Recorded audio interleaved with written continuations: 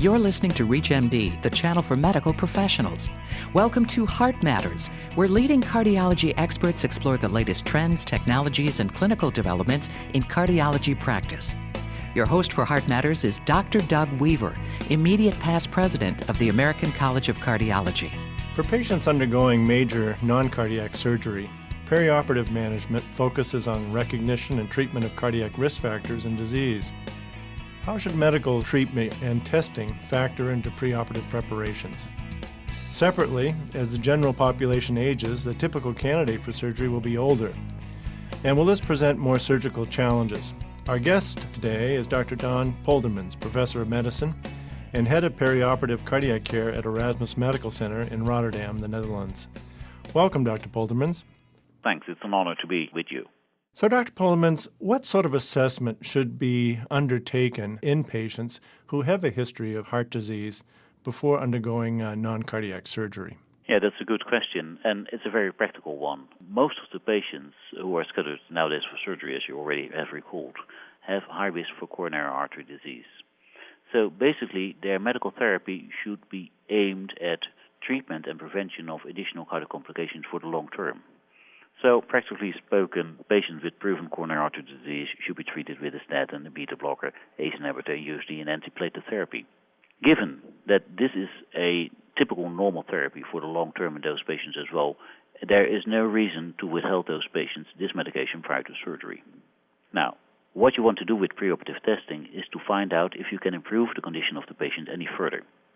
So typically you would look for severe left ventricular dysfunction or left main disease, because those are the ones that really will have an impact on perioperative and postoperative management. Now, for left ventricular dysfunction, actually the risk factor is not so much on the perioperative, much more on the long term, although the anesthesiologist does appreciate it if you will inform him about left ventricular function at rest. So what we normally do in the Erasmus Medical Center is a careful history of those patients and a good physical examination. And if you're in doubt, we perform a resting echo, or, as now commonly done also, is an NT-proBNP as a risk marker. This is something what you should do typically in your patient at risk going for high-risk surgery. Now, for the detection of coronary artery disease, we recommend patients undergoing high-risk surgery, mainly vascular surgery, to be tested for coronary artery disease if, for instance, you have 3 or more risk factors on board. What we typically take as a risk factor for those patients is elderly age, so over 70. It's stroke or TA. It's a history of heart failure, angina pectoris, MI, renal dysfunction, so creatinine over 2 milligram per deciliter, and diabetes. If you have 3 or more of those risk factors on board, I think the chances of coronary artery disease is high. And in those patients, we say, okay, medical therapy does improve postoperative outcome. However, we're not sure, and especially the ones with extensive myocardial ischemia, it's important to be informed about extensive coronary artery disease. And in those patients, we perform an exercise test or a scan or a stress echo. So in those patients that have risk factors, you're saying that becomes sort of your first decision point whether you go further in that diagnostic evaluation. Is that correct? Yes. So what we do is we take a careful history and we go for the risk factors as elderly age, angina, MI, heart failure, stroke, renal dysfunction, and diabetes. Now, one of the pitfalls that is at the moment is what's the place of exercise capacity. So a lot of us will first start, say, okay, what's your exercise capacity? And then you usually be informed, oh, I have a good exercise capacity. And if the patient has no risk factors, then you will go along for surgery. However, if the patient has good exercise capacity with risk factors, you will perform additional testing anyhow. So, in my opinion, the information of exercise capacity will tell you something about the value, for instance, of angina pectoris and heart failure. But if a patient has a good exercise capacity but still has a lot of risk factors, you will go for additional cardiac screening anyhow. So, perhaps the value of exercise capacity is a bit limited, although in the past it used to be very important. Nowadays we feel a little bit less confident. For instance, if a patient has a good exercise capacity with loads of risk factors, we will go for additional testing anyhow. So what would be an example of good exercise capacity? Then you come up with, I think, the Duke activity scale, as they say. In good European languages, you should be able to walk 2 flights of stairs without any problems. It's difficult to compare that, for instance, if you talk to a Frenchman who lives in Paris and you say, you should walk 2 blocks without any problem. He looks at you and says, 2 blocks, we don't have blocks in Paris. So it's difficult. For the US, it's very easy to understand. You should be able to climb 2 flights of stairs without any problem. But a solid and sound mind is usually more important. So if the patient can really perform exercise, okay, you understand what he's doing. He can play a round of golf without any problems. Okay, that's a good exercise capacity. But I usually go for the Duke. I think it's the activity score, as you mentioned it. Now, if a patient has known coronary disease, we'll say, I don't know, maybe they had an MI several years ago, but they're totally asymptomatic, they're stable, have a normal exercise capacity. Does that patient require any additional testing before non-cardiac surgery? If you talk about a patient with only an MI in the past, so let's say on the EKG you find an MI, and he has no residual complaints and has a good exercise capacity, then we usually would say it's only one risk factor. And even if he's scheduled for a major surgery, we would say with 1 risk factor on board, even 2 risk factors on board, we feel quite confident with a good medical therapy. And as long as the patient is stable, we stabilize him throughout surgery. And in our opinion, he might be cleared for surgery without any additional testing to look for a residual ischemia. Because if you're practical, if a patient has an MI and he's treated well, he's stable, and you will find residual ischemia, you will not send him for coronary revascularization because he's a stable candidate, and it's unlikely that you will find, for instance, left main with severe ischemia. So from a practical point of view, we always look at the stability of the complaints. As long as the patients are stable and you have 1 or 2 cardiac risk factors, we feel confident with medical therapy only. Now, I want to clarify your earlier recommendations, and that would be the patient who has no known heart disease but is over age 75 with renal dysfunction. No, we say 70. Sorry to interrupt. We say 70. Over 70. Are those the patients that need more extensive screening no matter that they are asymptomatic?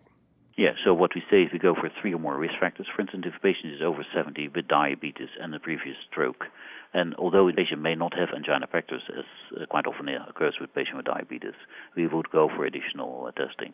And you should always keep in mind that people say, okay, I do the testing and I will not perform a coronary revascularization. So if the doctor says, I don't perform coronary revascularization, why should I do testing? It's much more.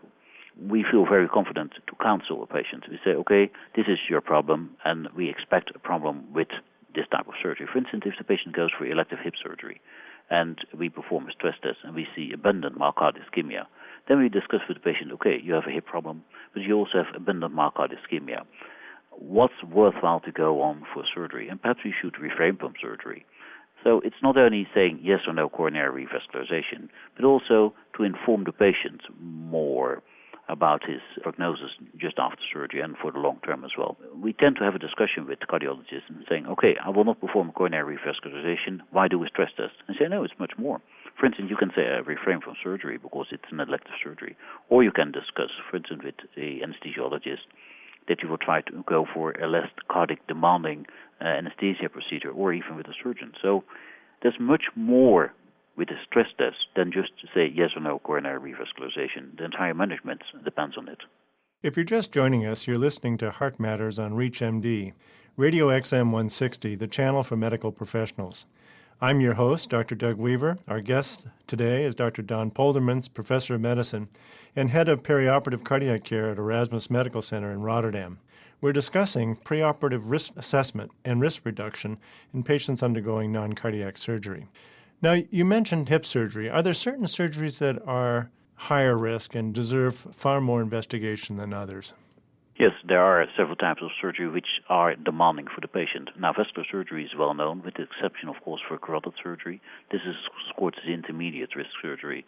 So the American Heart and American College have the profile of more than 5% chance of cardiac events. So that's usually vascular surgery or intrathoracic surgery with massive fluid shifts.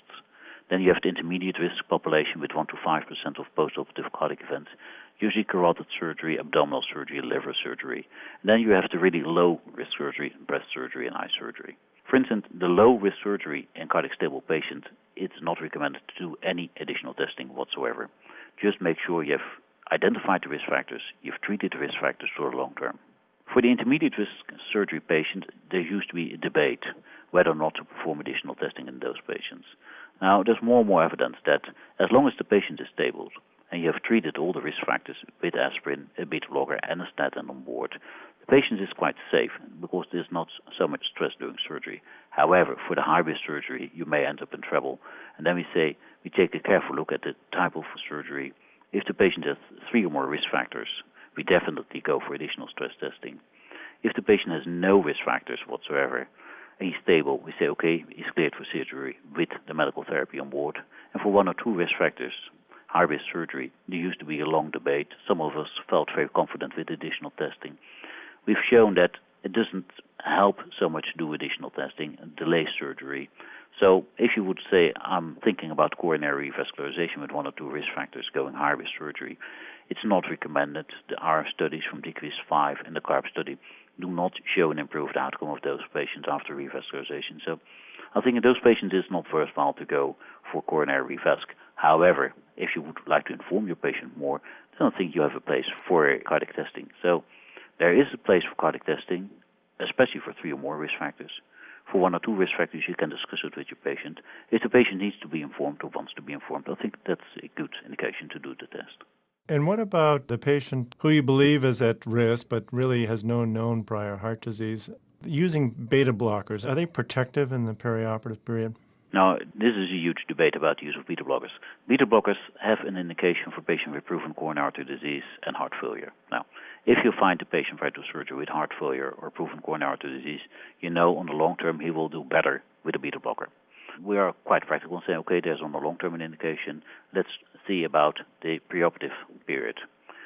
If you have a patient on chronic beta blocker therapy prior to surgery, it's a good indication it's safe. Of course, the POISE study showed that acute high-dose beta blocker prior to surgery is not safe. So we would recommend, if you have time enough prior to surgery to initiate beta blocker, let's say 30 days, then the patient is in stable condition, he's titrated, and he's adjusted to the dose. For instance, if you take a look at the POISE study, they treat patients with methylphenol succinate, long-acting methylphenol. The initial dose is about 100 milligram just hours prior to surgery. Then the next step within 6 hours is an additional 100 milligram, and after 12 to 18 hours, you have an additional 200 milligram. So in worst-case scenario, you have 400 milligram methylphenol succinate on the first day. Those are patients who are beta blocker naive. Average age is 70 years. So it's expected that those patients may suffer from overdosing. So therefore, I would recommend, if you want to use a beta blocker, do it carefully, titrate, start low. It's always easier to add some beta blocker during surgery than to try to take it out during surgery, because that's, of course, not possible. We recommend a low-dose beta blocker, titrate, treat carefully, and that's, in our opinion, quite safe. Now, what about the patient who's taking aspirin? I mean, all of the surgeons I know, they don't want any of these patients on aspirin when they do their operations. Can you tell us about that? The aspirin is an important issue, and of course, if you talk about perioperative myocardial infarctions, if you look at fatal outcome, the fatal MIs are about 50% is plaque rupture, and the other 50% is a supply-demand mismatch. Now, for the plaque rupture, of course, statins and aspirin are very useful. Also, from retrospective studies shown that aspirin discontinuation increases the risk of postoperative cardiac events. So it's our recommendation in Europe at the moment to continue aspirin unless there's a strong contraindication not to do so. So, for instance, if you have a neurosurgeon who wants to do brain surgery and he cannot control the bleeding in the brain, then of course we say, okay, it's better to interrupt the aspirin. But the vast majority of our patients will go for surgery with aspirin on board. We do not interrupt it routinely. It's an exception. So for the knee surgeries, the hip surgeries, the GI surgeries? We all continue. You might have a problem if you, for instance, want to do epidural anesthesia and patients are on low molecular heparin and aspirin. That's something you should discuss with the anesthesiologist. A interruption of an aspirin does put your patient at harm because there's an increased incidence of cardiac events. It's known from retrospective studies. I know there's only one prospective study ongoing looking at aspirin effect, but it's not completed yet. So from retrospective data, it's recommended to continue aspirin, and the guidelines usually say, if you can continue aspirin, please do so. So discuss with your surgeon and anesthesiologist if you can continue aspirin, and try to explain to him or her that it does something good to continue aspirin. We've been talking with Dr. Don Poldermans about preoperative risk assessment and risk reduction. Dr. Poldermans, thank you for being our guest today. My pleasure. You've been listening to Heart Matters on ReachMD, the channel for medical professionals. For more information on this week's show or to download a podcast of this segment, please visit us at reachmd.com. Thank you for listening.